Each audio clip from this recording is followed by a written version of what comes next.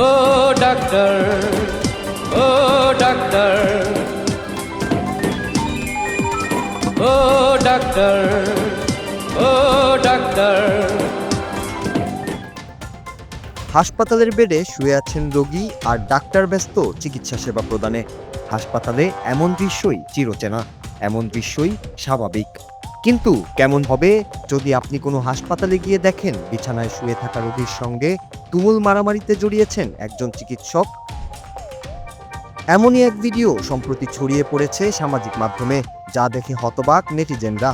Doctor আর রোগীর এমন উত্তপ্ত শারীরিক লড়াই দেখে সবার প্রশ্ন, কেন, কিভাবে আর কোথায় ঘটেছে এই অবিশ্বাস্য ঘটনা?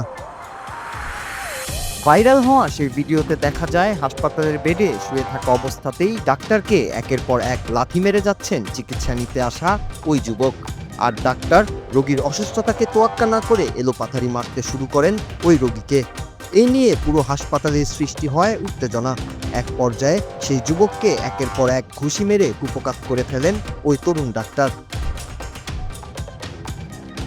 আশেপাশে থাকা অন্য ডাক্তার ও সহযোগীরা বহু চেষ্টা করেও দমিয়ে রাখতে পারেননি সেই চিকিৎসক ও রোগীকে।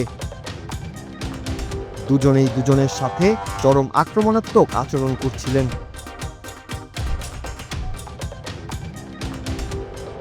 জানা গেছে এই ঘটনাটি ঘটেছে ভারতের হিমাচল প্রদেশের অন্যতম প্রধান স্বাস্থ্যসেবা প্রতিষ্ঠান সিমলার ইন্দিরা গান্ধী মেডিকেল কলেজে। ভুক্তভোগী রোগীর নাম অর্জুন পাওয়ার।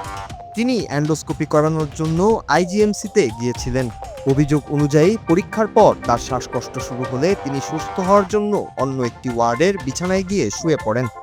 সেই সময় সেখানে কর্তব্যরত এক চিকিৎসকের সঙ্গে তার কথা কাটাকাটি শুরু হয়। রোগীর পরিবারের দাবি, চিকিৎসক প্রথমে তার সঙ্গে অভদ্র আচরণ করেন এবং বিতর্কের এক পর্যায়ে তাকে শারীরিকভাবে লাঞ্ছিত করেন।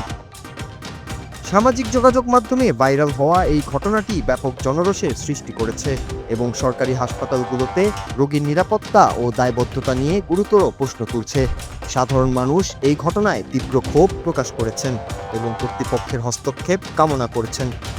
ওই চিকিৎসকের সাময়িক বরখাস্ত এবং ভবিষ্যতে এই ধরনের ঘটনা রোধে কঠোর পদক্ষেপ দাবি করছেন নেটিজেনরা।